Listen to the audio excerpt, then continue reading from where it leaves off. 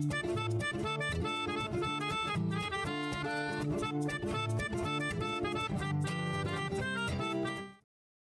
you guys, welcome to Steele Wars. I am Steele Saunders, and I do love Star Wars, and we are here for the return of the Steele Wars Hyper Chat, and we are joined by some old buddies. One that's was sizzled and one surprise. Welcome back to the show, Corey Van Dyke and Randy Gudice. How you guys doing? Hey there, how you doing? Good. Yeah, look at this. How about it? It's just like old times, buddy. Like old times. What How can I about say? that? How about it? How about Got it? Randy. Haven't seen Randy in about 7 years. No, you've seen me at least in 7 months, I think. No, I don't think so. I don't That's think probably so. true. I think Let's debate it. Yeah. How long is this show? that'll make us the money, I'm sure. What do you got behind you, Corey? Is a bunch of turtles. Yeah, it's just like a hodgepodge of things, here and there. So It's a mix. you've given up the lightsabers for the nunchucks. Yeah, I don't really know much about Star Wars these days, but I'm sure you'll catch me up on what I don't know. Really? Not really. You're meant to be here as the expert. No, that's unfortunate. That's terrible. I mean, I'm sure I can muster it up. I can make it up. Yeah. Well, it's been a long time, and it's. I do, before we get started, you did get back to the Kessel Run transmissions with Noah, and was there a bit of an apology that was meant to get issued out to someone, Corey? Right. Yeah. I would say so. Yeah. So yeah, when we were doing, we like loosely brought it back. Where it's just like a for fun thing every now and then. But yeah, I did say that Steele texts me every once in a while. If I don't respond, I do get a message a few days later of great concern. And so I talked about it on the podcast. I do owe Steele an apology for my call out. It was a joke, but I can see how it can be perhaps taken a different way. But I do appreciate my Steele text. Just to clarify, Randy. Yeah, please. He said on the podcast that if I text him and Corey doesn't reply within a couple of days, I lose my mind. Right. Right. And so I'm like, oh, that's interesting. So I went and checked at how long he went without, because I think I texted him something. It was just like, well, it was nice knowing you, or something like that. That's what it was. Yeah. Sounds about That's right. the text I got. Yeah. Well, sometimes days they can become weeks and become months, because it was 2 months.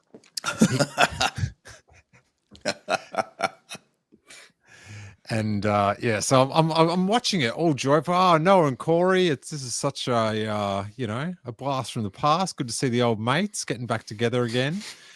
And then towards the end, it's like, I get my little mention, and I'm just like, flies. yeah. Well, if you do send someone a few text messages within 2 months and they don't reply back, you begin to like. That's true.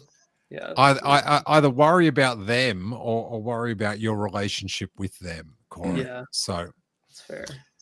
But we've mended the fence yet again. Have we though? I really haven't heard an apology. I am very apologetic for what occurred on that day, and and we've mended the fence. So Wow. things are good now. Wow.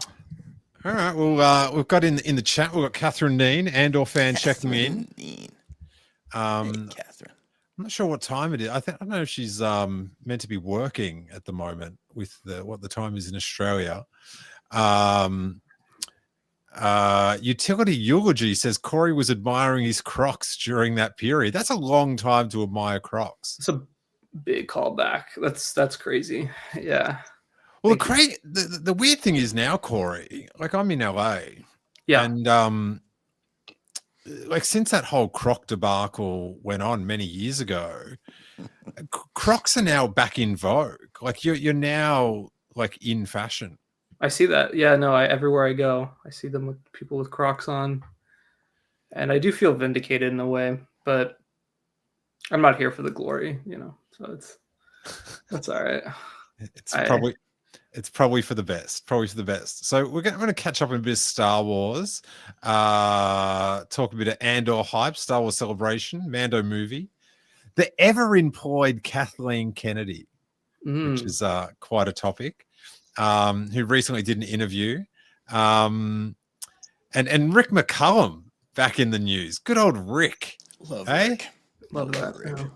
Did you ever meet Rick McCallum, Randy? Yes, I did.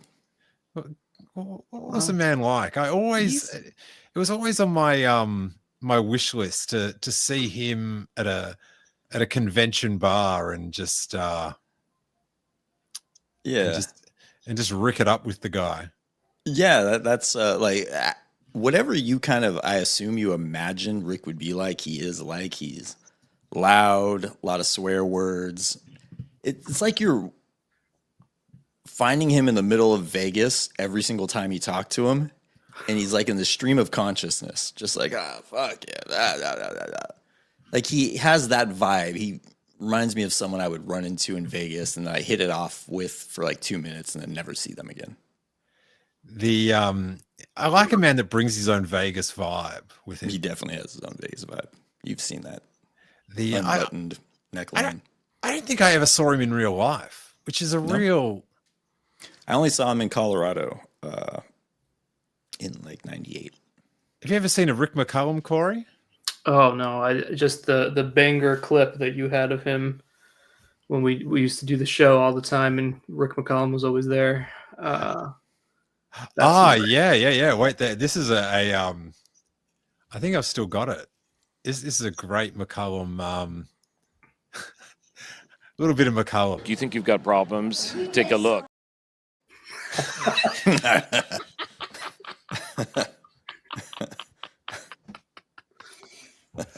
Unbeatable. It's a great drop. Yeah.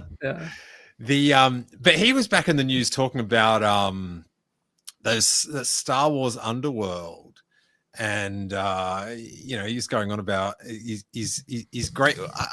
It's quite ironic because I just hit me my big Star Wars regret is never getting to see Rick McCallum in real life, and his big life regret is not ever making the Star Wars underworld all 60 scripts, which I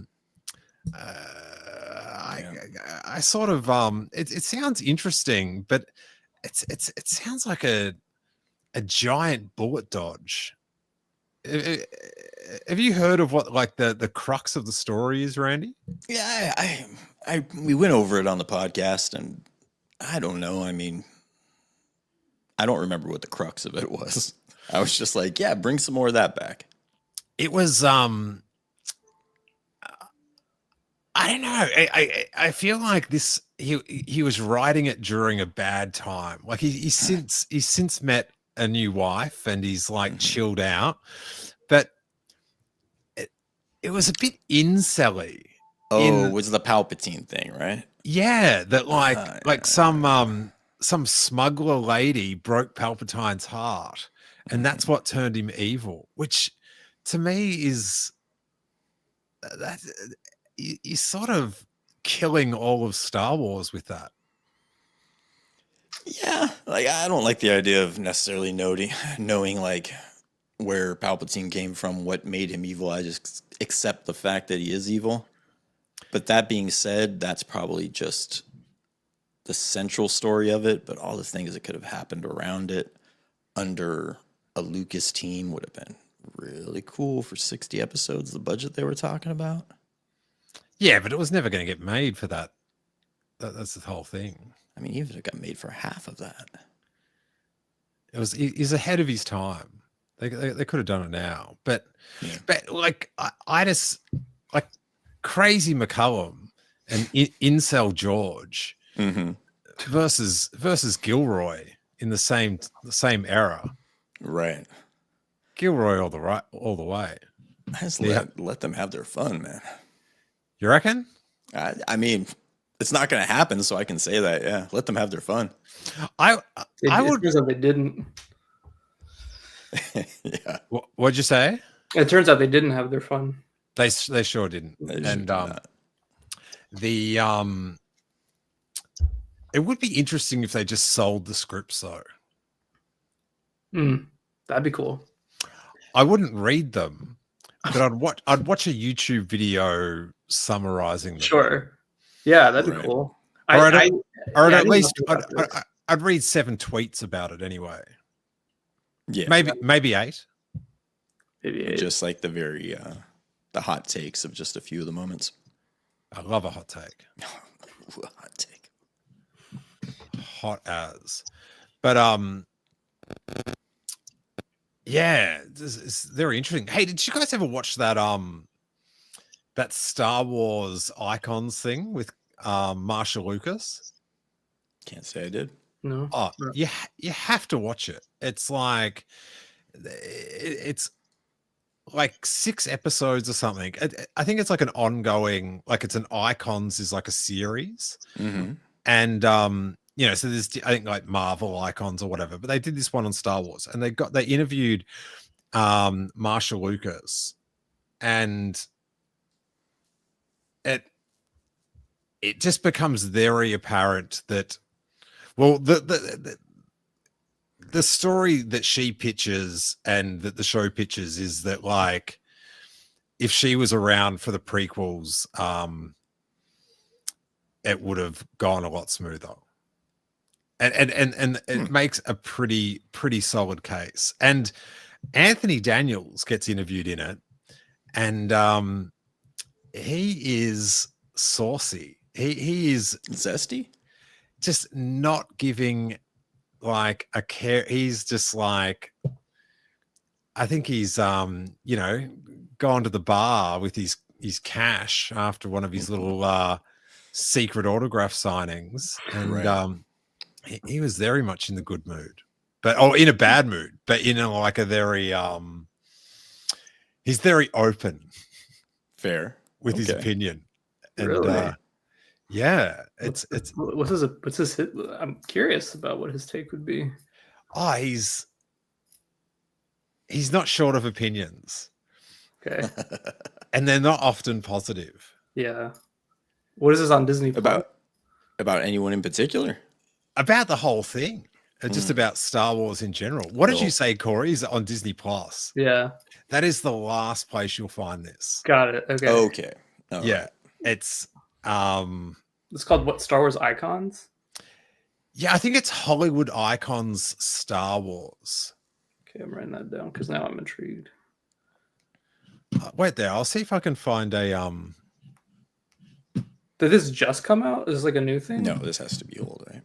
No, it's maybe like 3 years old. Oh wow. He's risking it all. All of Yeah. it. All of it. I mean that's All of it. life. But I don't know when they did the interviews with him, do you know what I mean? Sure. Okay. Right, yeah. But wait there, I'll see if I can but I found it just Icons stuff. It was just very it really made a lot of sense. Wait there, I'll put on just a little bit of Marcia.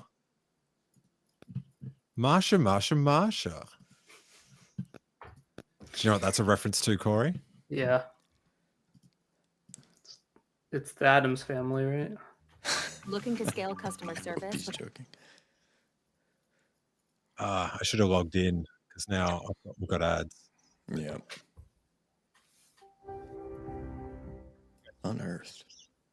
Star Wars changed a generation. People are lying Did you know that Star Wars changed a generation? Didn't know. Can't start a documentary without that. office. Ooh. Nobody knew what we were doing. Look at them. They're shaking the thing. They had no idea what they're doing. We were always on the verge of it blowing up. Alec Guinness read the script Very interesting. and decided he hated it.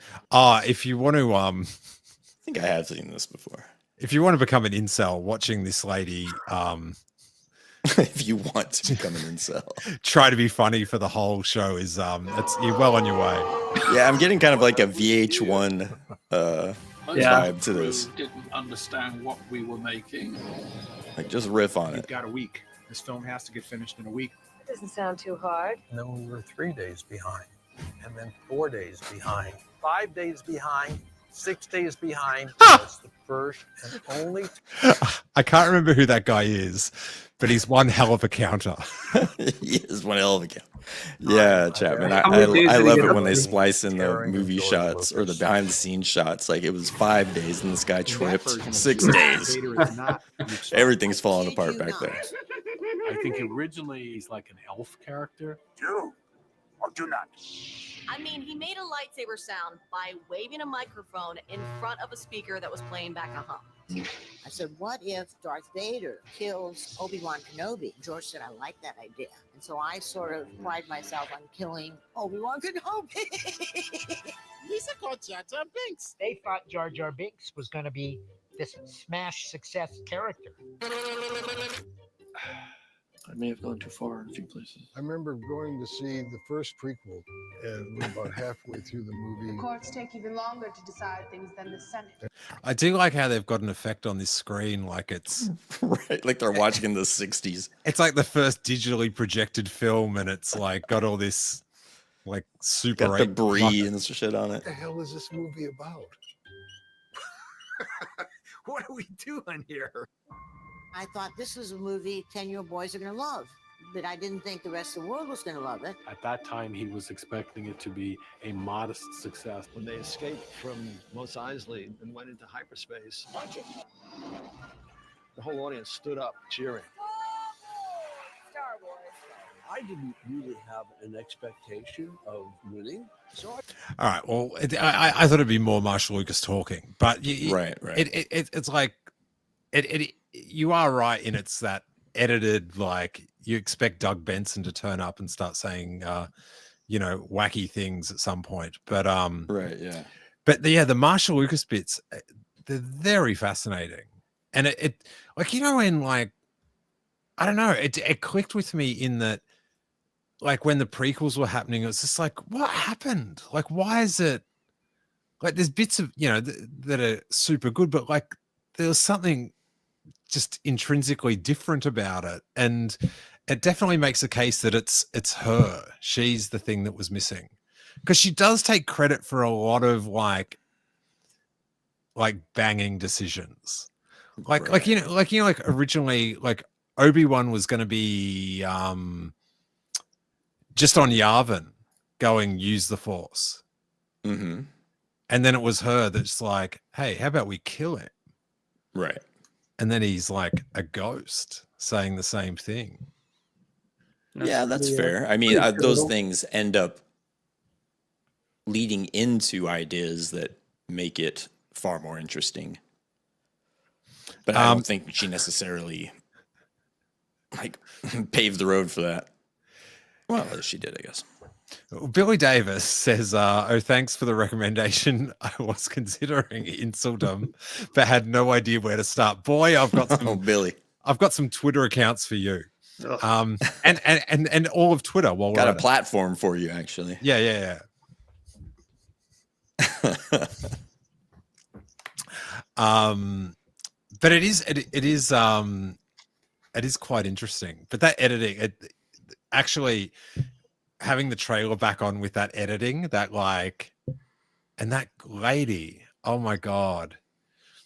People that like, they say stuff in a cadence like it's funny, but there's nothing funny. Yeah. She's she's pretty good at it. Where's your Andor hype at, Corey? I'm very excited about it. Yeah, I saw, I think the latest. They put a trailer out like 2 weeks ago. I saw that. The one with the one with the non-Star Wars music. Yeah, that one. Yeah, looks cool. Like the critics in it. I think that's gonna elevate the show even more. Yeah, it looks to be the same quality of season 1, if not better. So, yeah, I mean, it's weird because it's been, 3 years since season 1, which is insane. So, here we are. Is it 3 years? Yeah, just about. Let's see here. Maybe 2.5. I don't know if it was COVID or just getting old, or time has no. I've got no track of time. No, it's crazy. Except for my son's height. You know what? Season 1 came out September 21st of 2022. Yeah. The I did put out a call on the last time I did a stream with Hawes about topical Star Wars things, about how could they possibly, what's the reasoning that they do them all like 3 episodes a night? Right. Because I don't know, like the whole Andor season 2 is bittersweet for me, because I am of the mind that this could be the last good Star Wars for a long time. Yeah. In their defense, though, like, if you watch the first season, I don't think the theme and what they're going for becomes apparent until the 3rd episode. So I think they are writing them in chunks where the whole arc is happening within about 3 episodes. So I think it just makes more sense to present them that way. Yeah. Well, yeah, I get that they're like written and like every like the 3 episodes are a year apparently. Oh, okay. But it's like, why you don't have to show them all. Like you show the first 3 together, great. But to have them all, like I just don't want to watch 3 a night. Like John, yeah, that's a bit much. Like that whole thing when they were in the prison. What's that planet called? Something 5, Narcana 5 or whatever. Oh yeah, Arcana. I don't know. That sounds right. The like that episode 10 is the greatest episode of television of all time. That's the Revolt. Oh yeah, it's just so exhilarating. Like, because Jackie hadn't seen any of it, and like she watched it, I don't know, maybe like a year ago, and like watching it again was just like, oh, I'm trembling again. Like it had a visceral, like it's just so good. But I don't know if watching all that, like watching those 3 episodes on the same night would have the same, like at the end of the episode 9, where it's like, where he finally answers the question and goes, never more than 12. And then right, yeah. It's go, oh yeah, gif. You know, like that was a sweet gif, never more than 12. Right. Catherine Neen was all over it. But apparently it's just like some like trick to rig the ratings, because you know they rate streaming shows now not by how many people watch it, but how many minutes get watched. Yeah.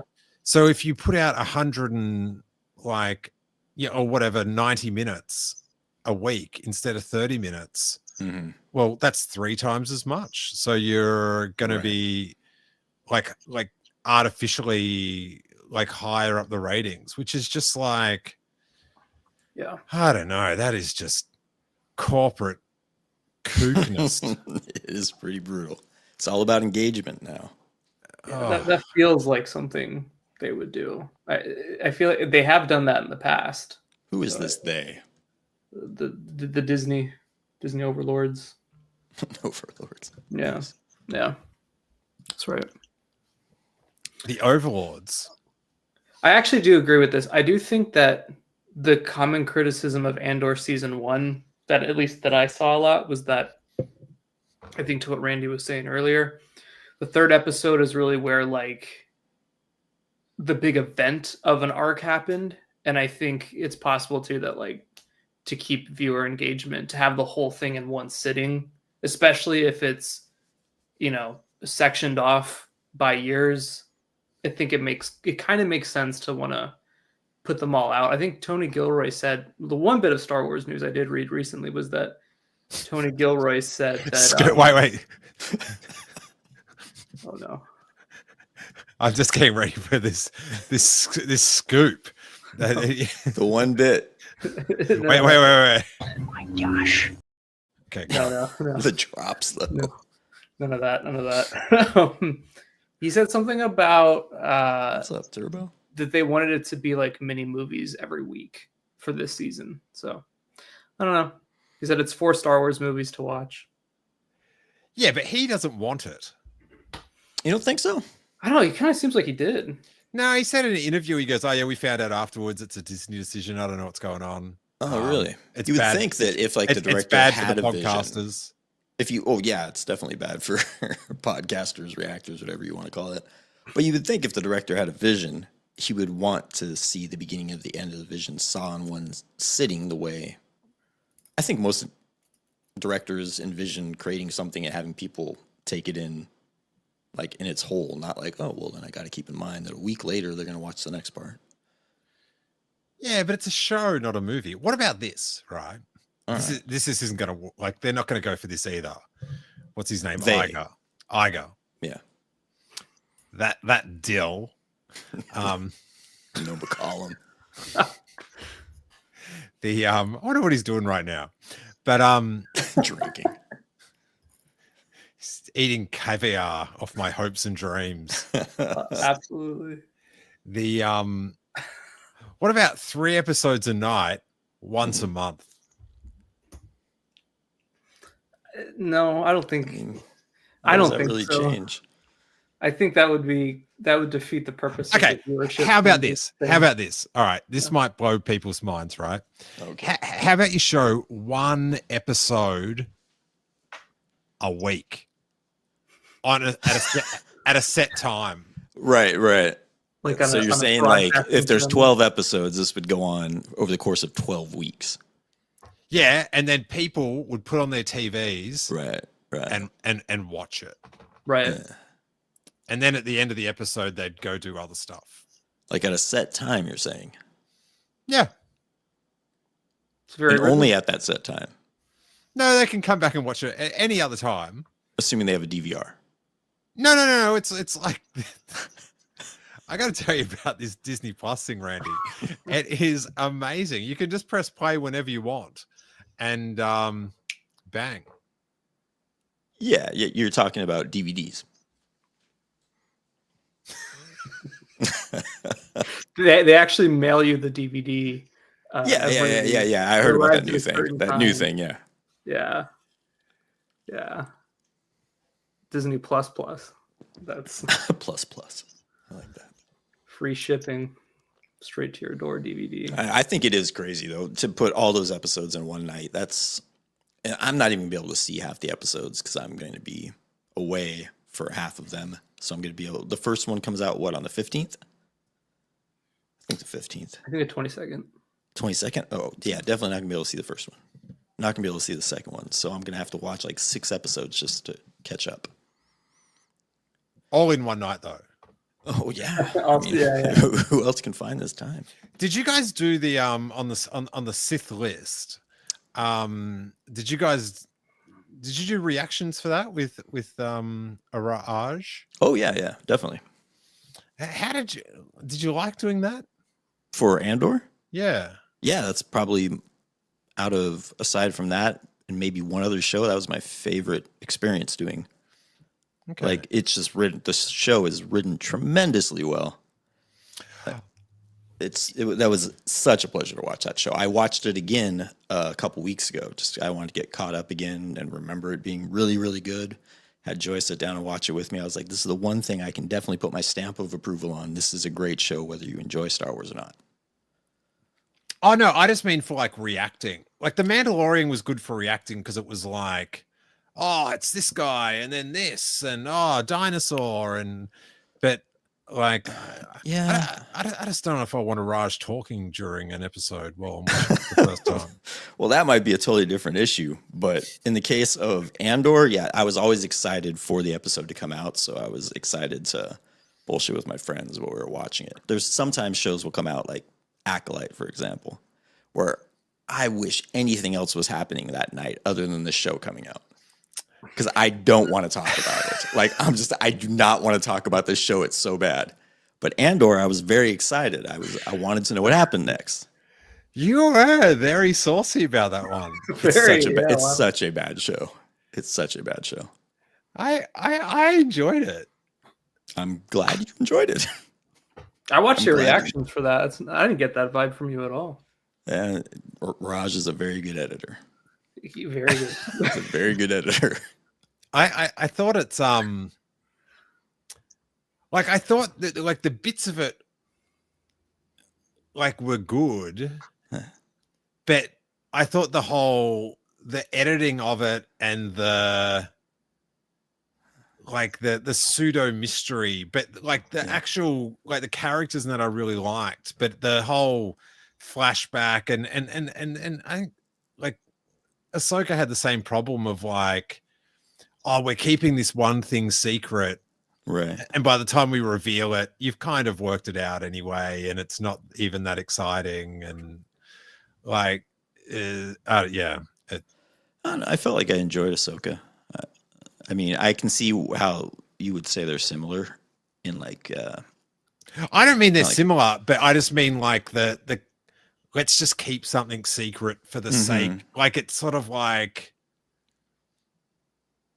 it's kept secret. It's like I think we kind of condition them to kind of write in that way because we always if you look at social media, post any episode of any show, whether it be Star Wars, Marvel, or whatever, everyone's talking about like what is the thing they're trying to decode the show the whole time. So they've become conditioned to think there needs to be something within the season that's being decoded, even if it's not even really worth being the carrot on the stick. At least that's my impression. I take offense that you're blaming me for it. That like you personally, yes. Like why Ahsoka and Sabine were grumpy with each other. It's just like you don't have to keep that secret for 4 episodes. Like just oh yeah, that's fair. Yeah, just let a kid know. Let a kid know. They saved it for the whole all 8 episodes. It wasn't until the end. Yeah, yeah, I don't know. It's a whole thing. Shall we watch this this special look? Do you want to take a special look, Corey? Yeah. All right, wait there.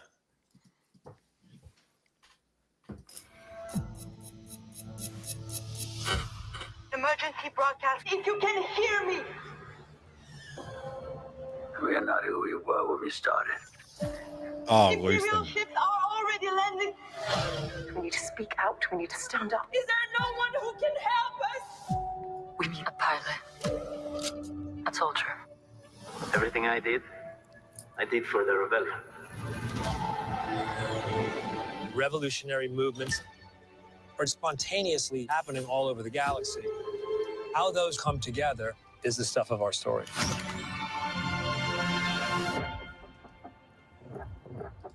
If season 1 laid the track, then season 2 is the juggernaut.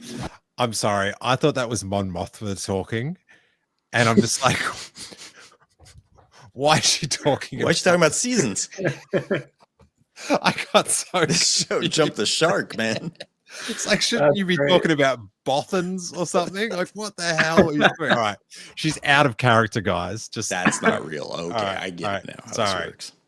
The Empire cannot win. Well, they haven't won yet. We're building a real army. The rebellion's everywhere now. Galaxy of opportunities. The insurgents have weapons at this point.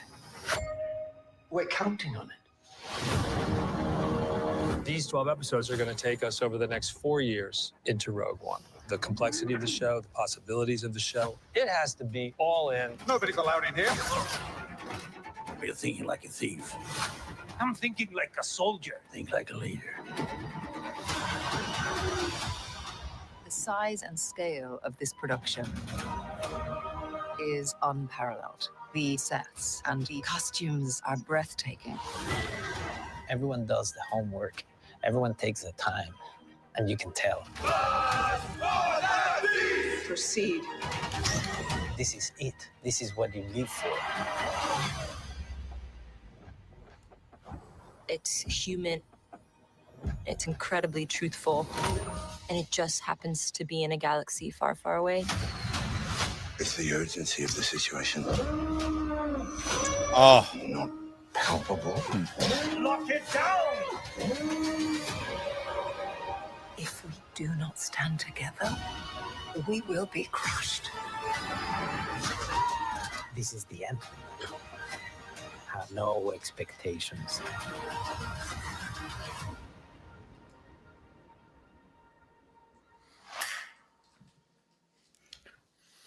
I like the K2SO is present in that. That's cool. I thought Luthen was going to tell Andor, "You've got to think like a lady," but he said leader. I was just like, wow, that trailer think like a soldier, think like a lady. So I do like I whinge about, you know, marketing and the rollout and stuff, but watching that, I do expect it to be the greatest thing of all time. Like I am like watching that, it looks spectacularly good. Does look very good. Looks really good. It looks very cinematic, which is what I liked about the first season.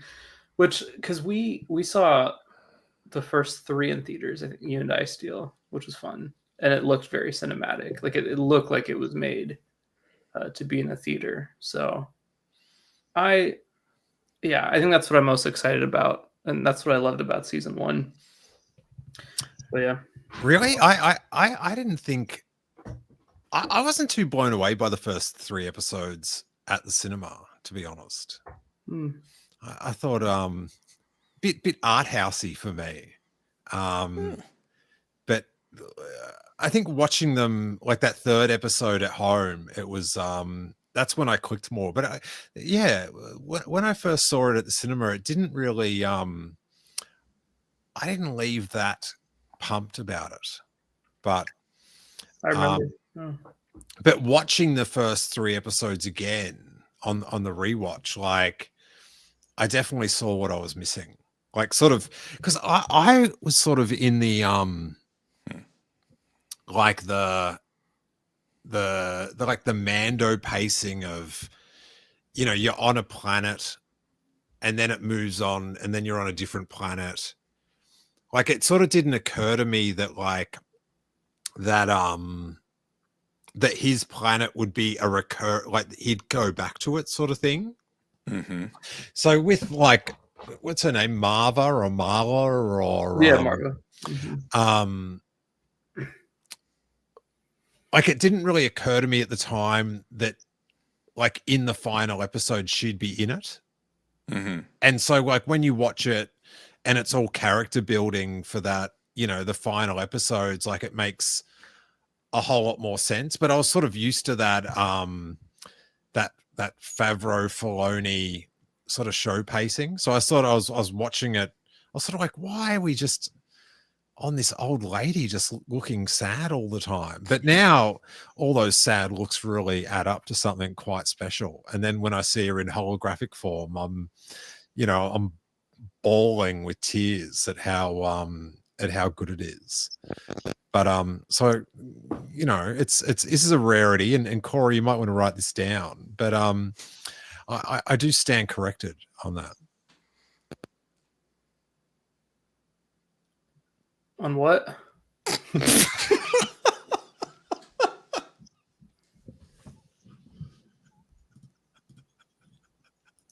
don't know what's going on.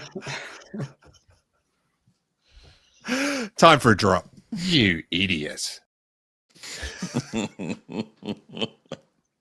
have been better, man. Oh gosh. Okay. Yeah. No, to your point though, that is something that I think is unique to Andor, that those first 3 episodes only work if you watch them together, like in a chunk. If you were to watch the first 2 episodes of Andor and then went on, assuming it didn't break the story entirely, and went on to episode 4, the first 2 episodes would feel like they didn't really have much of a point. That 3rd episode does make it to where everything has like a thematic point to it. and builds on the characters so they can have those really cool moments later on in the season, whether it be a monologue or a hologram that makes that character kind of like earn that spot. I like the pacing of that show. It's a little bit slower, a little bit more methodical, a little bit more cerebral than, say, like The Mandalorian. Yeah, you could say that. Yeah, and like, you know, The Mandalorian was an amazing you know, sugar rush of a show. Right. But just that episode 10. Oof. Yeah.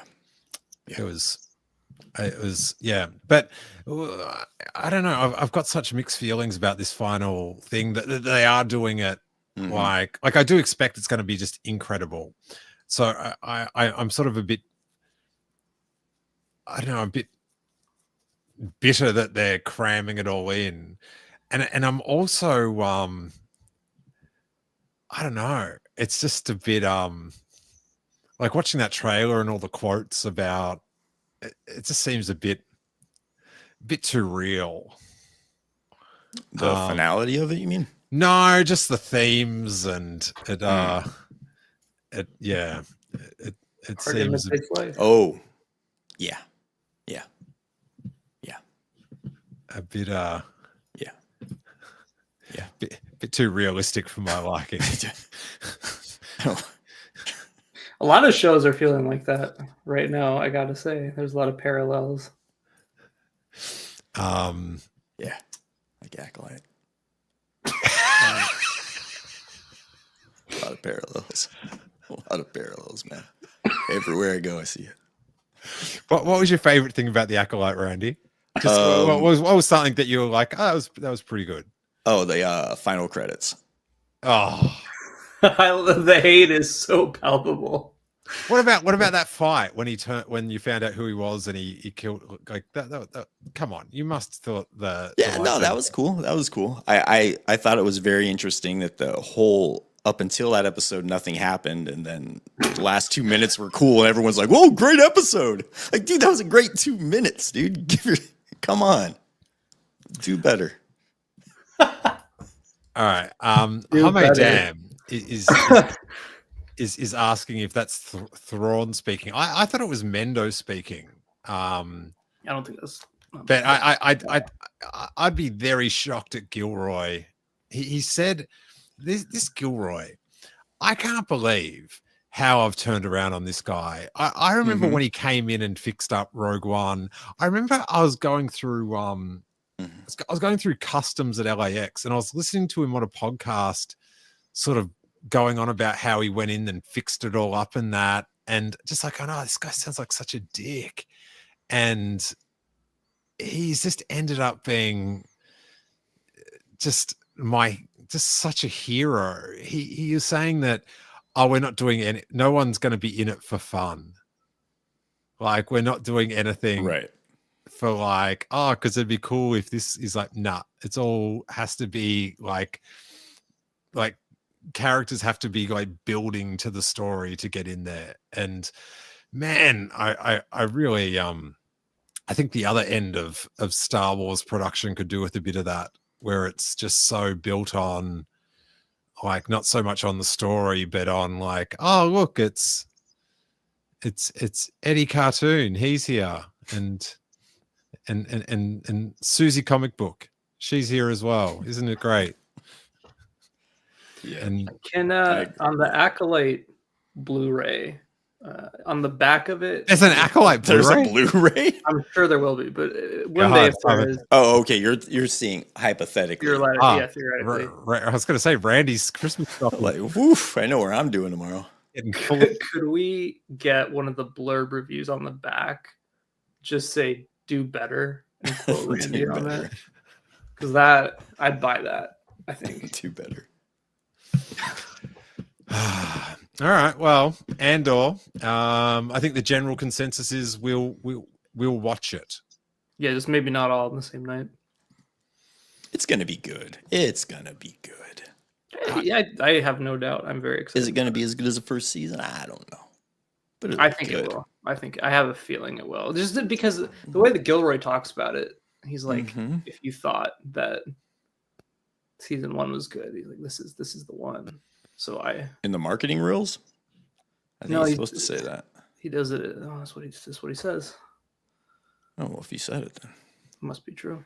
must be I'm depressed at how good it's going to be. really.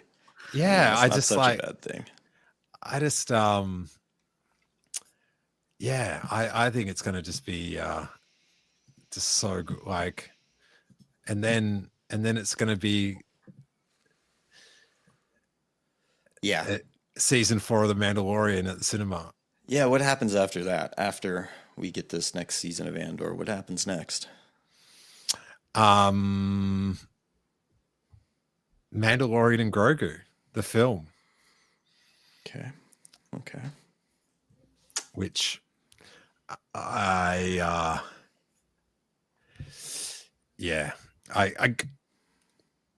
hope to be the second time I've ever been wrong. It's going to be awesome, please. But I don't have high I don't know. Yeah, I don't know. I just like, since that show's been in episodic form for so long, like it's gonna have to be a totally different change of pace for it to work as a movie. And then given that, like with the characters they have, like I'm not really excited in a theatrical 2-hour release of that cast. Well, I don't even know like what stakes they could have it go at that I would really say, why didn't you just put this on Disney Plus?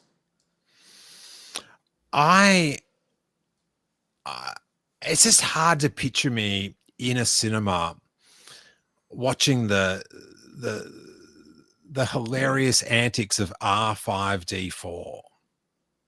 Like, what's he so up? Mad about, speaking of things that are people are just like, What's he up to now? You're so mad about R5D4. I cannot stand him. I think that's the strangest thing to be, of all the inanimate droids that you could be.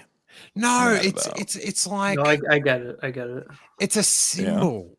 It's a symbol of their just lack of creativity. It's like, oh, we've got this other droid doing a cameo, and now because we don't have R2D2, we'll just get him doing all the things that R2D2 ever did. Mm-hmm. The things that made R2D2 special. Mm-hmm. Remember, listen, I don't want to get all like old guy on Twitter right now, but remember in Star Wars, right, when they said, like, I've never seen such devotion from a droid.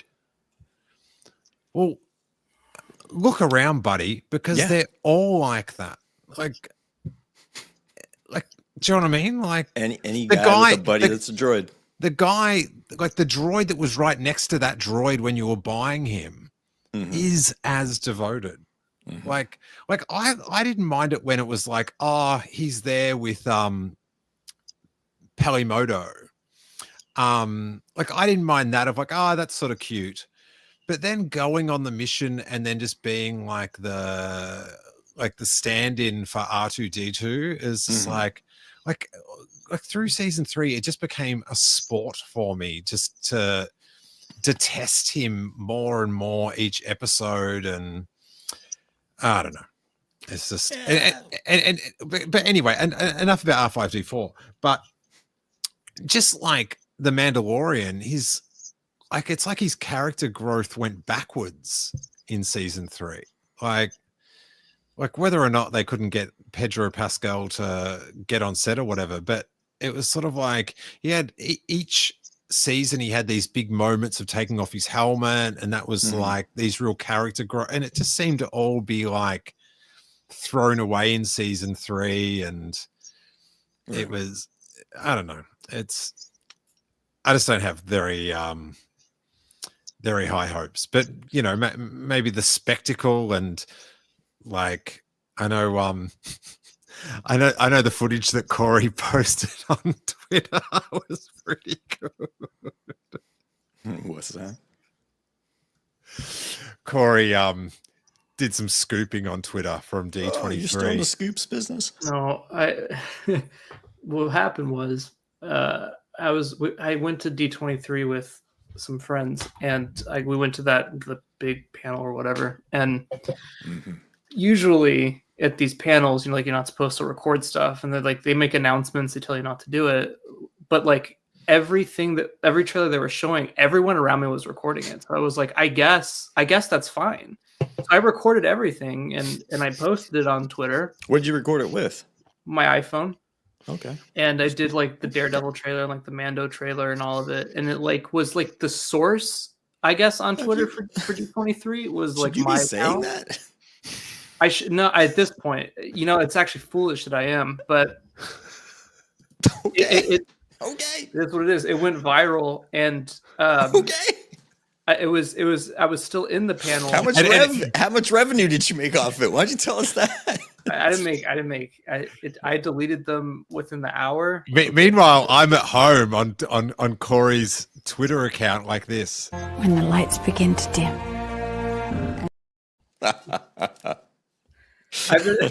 Yeah, it's funny because I got drops, really, by the way. Great I got drops. super nervous when I was leaving the arena because I checked my Twitter. I opened it up and I saw the Mando trailer had 4.5 million views or something, and it's an insane amount. Yeah, I deleted it, so that's my This will be bad. the first one. This is the first one. The very first, yeah. But even that footage was it was all references. I can't believe I'm at this point where I hate Star Wars references. I'm done with them. I'm watching Star Wars. Stop reminding me I'm watching it. Just let me watch it. Yeah. You know what I mean? It's confusing, but I'm adamant about it.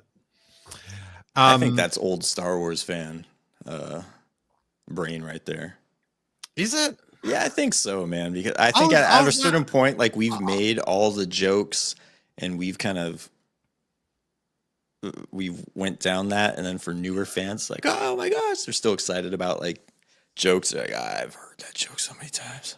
I think it's an old Star Wars fan thing, man. I think. How dare you? Hey, man, I'm an old Star Wars fan too. I'm an old dog barking at the moon. Yes, just an incel on Twitter. Anyone going to Japan? Yes. You are? Yeah. Are you really? Yeah, I really am. At the same time Celebration's on? I'm working the convention. No way. Yeah. That's awesome. That's very cool. Good for you. Thank you. Are you a Reed Pop man, or are you a volunteer? No. I'm working with talent. Excellent. Yeah. What? That's can you No, say I can't. No, I really can't. Yeah, you really can't. Really can't. Are you in Star Wars now? No. Is that what this is about? Definitely not in Star Wars. No, he doesn't want to get the talent in trouble once he posts all the trailers.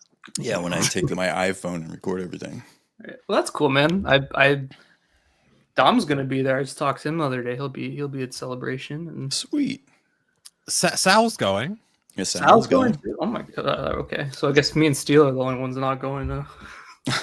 Yeah. Have you ever been to Japan before? Yes, I have.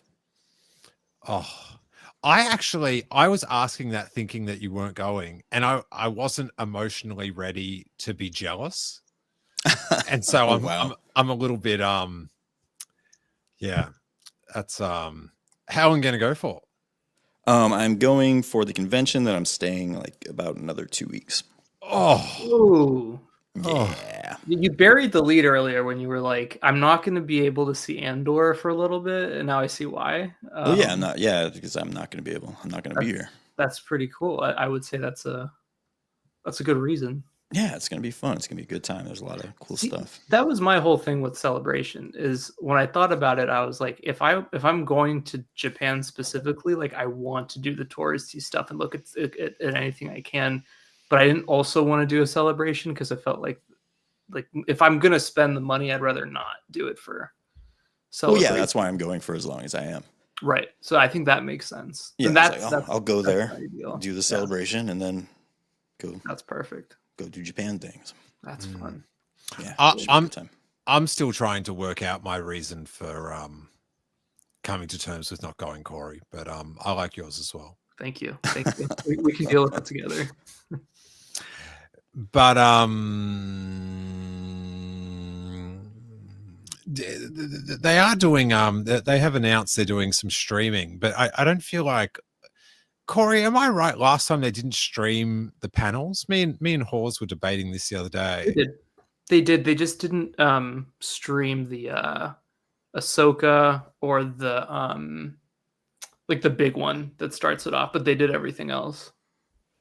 And I'm taking it that they're actually, based on their press release for this, is a little confusing, but it seems like they're doing all of it this time. I mean, if there's like exclusive footage, I can see them cutting it out, during the stream, but I think they're going to do all of it. What makes you think that? There was an Instagram post where they said, check out like the panel list for all the panels you can see at YouTube whatever.com, and it was just a link to this. So yeah, I don't know. We'll see. I mean, there's nothing on here that's like crazy, so I would like to see them. The I mean, like in terms, like I feel like they could show these. It's not like they're doing like, here's an hour and a half of us revealing new footage and new shows and movies. That always seems to be the one that's very exclusive to yeah. Well, interestingly, like they got the Mandalorian and Grogu panel. Yeah. And that's the big one of that day. And then you've got the Andor panel where we just lovingly gaze at Tony Gilroy. And then on the last day, oh no, I've missed it. The other one, what was the other big one? There's an animation one on Friday, which is there's two. There's a 20th anniversary animation where they're going to reveal new shows, and then that Sunday I think is the Visions thing. I thought there was another like Mandalorian and Grogu. There's Ahsoka on Saturday, I think. But the Ahsoka one's a look back. Yeah, they say that, but I feel like they'll announce casting for season 2 or something. But it's just so weird that there's no like Rey movie anything. Like when did Daisy really come out? Was that at D23? Celebration. 2 years 2 years ago, the Europe one. Yeah, okay. It just seems weird. But it's very strange that Well, I mean, I guess they could do it at the closing ceremony. But I think if they're going to announce anything or talk about other projects, it probably will happen during the Mando and Grogu panel. They can just pivot for a little bit. But I mean, I also see 2 years ago they announced 3 movies at Celebration, none of which have gone into production. So right. I can see them going, yeah, maybe not this year. Let's hold off on announcing anything. I mean, animation seems to be their big thing for this year, which I kind of suspected. Yeah. With Japan. The got to go to Mandrakes. Have you ever been there before, Randy? No. I don't know if it's still there, but it's in is it Harajuku? That's like the crazy part of town, like where that dog is, that very sad dog. You know about the dog? Well, I've never actually been to Tokyo. This is my first time being in Tokyo. I studied in Fukuoka in college. Oh, that's cool. Oh, whereabouts is that? It's like by Hiroshima. Okay, nice. Yeah. There's like a statue of a dog. Okay. That like waited by the train station for his owner every day, and then the owner died and the dog just waited there for it's really I've heard that story. Yeah. Yeah, it's but okay, Mandrake's is still there. Turbo has done the research. Turbo. But from memory, it's about like 5 levels underground in this elevator, and then you're at this big, like, it's like, you know, in Batman, you know, if you've seen that movie Batman, Yes, I believe I have. Yes. well, it's not that one. It's the Dark Knight. Is that the first of the Batman? No, that would be when he begins. Oh, Batman Begins. Mm-hmm. You know how that guy, is his name Luthen? The guy that makes all the Morgan Freeman. Yeah. It's like you go down to that sort of level where he's got all the things, but instead of filled with like bat tanks, it's filled with like 8 million crazy Japanese toys. Oh, And you're talking about like Akihabara. It's just rows and rows. It's like this shop is insane. Yeah. You have to go. Lucius Fox. Yeah. Lucius Fox, yes. No, not the 1969 Batman, Catherine. That's what's the Studio Gilby tickets are sold out? It's the Animation House, Studio Ghibli. Oh, okay. I think Spirited Away, all that kind of stuff. But what do you do there? I think you just tour the Animation House. Ah, got you. It's like anyway, if they had like a Simpsons animation tour here. But you got to go to Mandrake's. Mandrake's. Yep. Okay. Down the floor.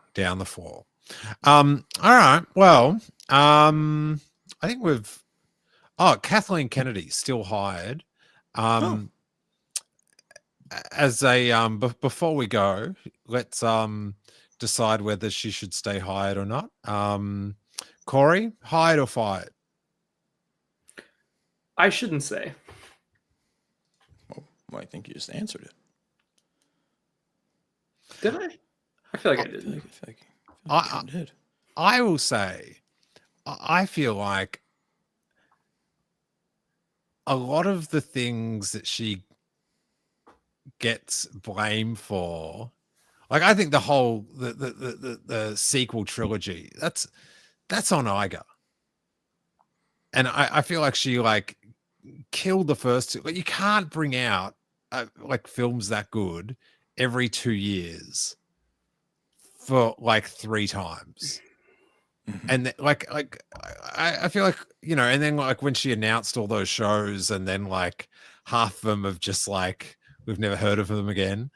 Like, I feel like that's all stuff from like Disney, like, you know, we're going to be streaming. We're like, it's all about streaming now. It's all about streaming. And then like 2 years later, Iger's like, oh guys, it's all about theatrical, like it, you know, but, I think she gets, I don't think it's all sweet, but I think a lot of the stuff is like her trying to deal with, corporations wanting to pump stuff out and stuff like that. Right. How do you feel, Randy? Are you thanking her for Andor, or are you begrudging her for the Acolyte? I think Kathleen Kennedy is fine. As soon as people start complaining that Kevin Feige needs to go, then I will entertain that question, because Marvel is in just as bad of a state and has had to deal with the same issues having to work under Disney that Star Wars has. But since Kevin Feige's a dude, nothing happens. Yeah, I would say that it's a very it's a good point, because I was not like a Marvel like big fanboy, but I'd go to see most of them. And now it's just like like it fell off, man. Like I don't even know, like if I could even, I'd have to be pretty bored to Disney Plus, like that new one with Harrison Ford. I don't know if I'll even Disney Plus it. Yeah, it's fair. But yeah, like I do bemoan the lack of Star Wars films, but then if you look at Marvel and you're like, go, oof, that's maybe it's for this, but it's I don't know. For the way that we love Star Wars, it's like you can't like I don't know. Every couple years it's more than enough. I feel like. I think so. I think it's more just the Disney business model is kind of not even kind of. It is ruining what makes a lot of these things like events. They're making it just like so oversaturated, so constant. And it's not even necessarily that they have the right story to tell. Do we have a story to tell?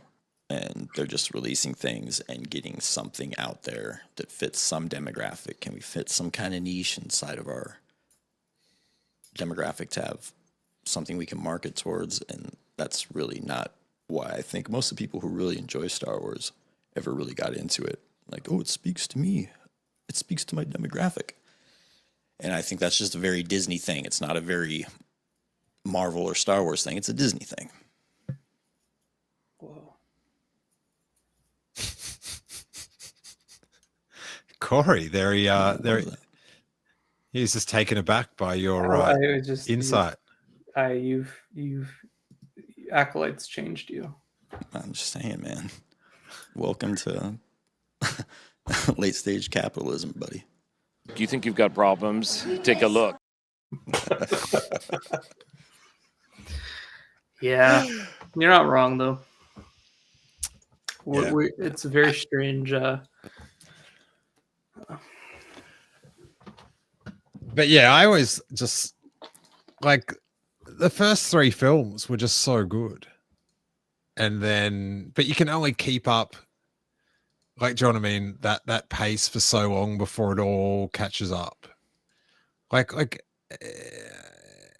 it's, you know, a total different world. Who was that guy that they were getting to write the trilogy at the start? What was his name? Will Arnett. Will Arnett? No. Michael Arndt. Michael Arndt. Yeah. Will Arnett. That'd be great if Will Arnett. Like, come on, buddy, just do it. Come on.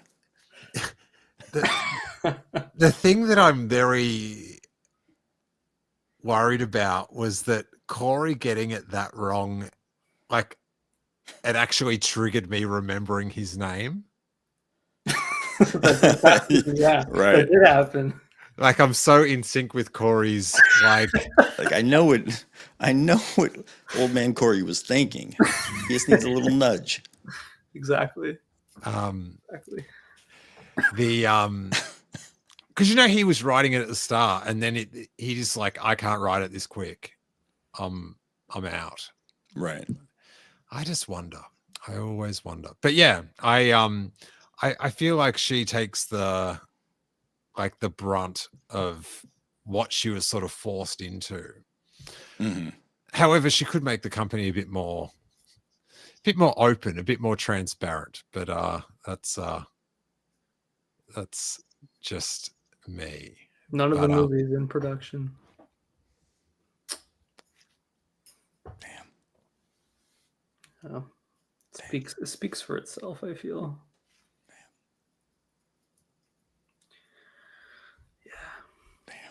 Yeah. All right. Well, we've gone over an hour, so we've probably hit the point where this podcast has gone on long enough. So, wow. Corey, Randy, thank you for joining me for this little warm up. I'm actually going to do this every Monday, so I'm going to try to get back into the swing of things. But Monday is the time I've carved out with the fam to do this. So if you enjoyed the live stream, come back, or if you're listening to this on the pod or on delay, you can come chat then, and maybe when there's only one other person on, we'll do some call-ins and all that good stuff. But Corey, do you have anything you'd like to plug, buddy? Nope. No plugs. No plugs. All right. Anyone you want to say hi to Noah or anything? You going to do another episode with Noah? Oh yeah. So yeah, I think we are. I think soon-ish. Yeah, if you go to Kessel Run Transmissions on YouTube, we did a couple. Probably do one maybe around Celebration, but our schedules are both like so different, and so we'll see. Yeah, see something soon. That really long one that you did, the first one back, was so good because it was just like 3 years of Star Wars or how long it was, just like recapped in like 2 hours. So it was like perfect for the person that was like just getting out of prison or they've been in a bunker or something. Right. Yeah. And yeah, it was Wow. it was quite enjoyable. Yeah. Randy, do you have any reaction thumbnails you'd like to plug? Oh, no. But yeah, you can every Thursday we release a podcast episode of the Sith List. You can find those on sithlist.com, or you can check out our reactions on youtube.com/the Sith List, where we're doing reactions currently to Daredevil Born Again. We'll be doing Andor, The Last of Us Season 2. So yeah, come check us out, guys. Excellent. Thanks so much. If you've comment, do all that stuff. The algorithm. Remember that thing? It ruined the internet. But stroke it now and then. But thanks so much to you guys, and may that force be with you.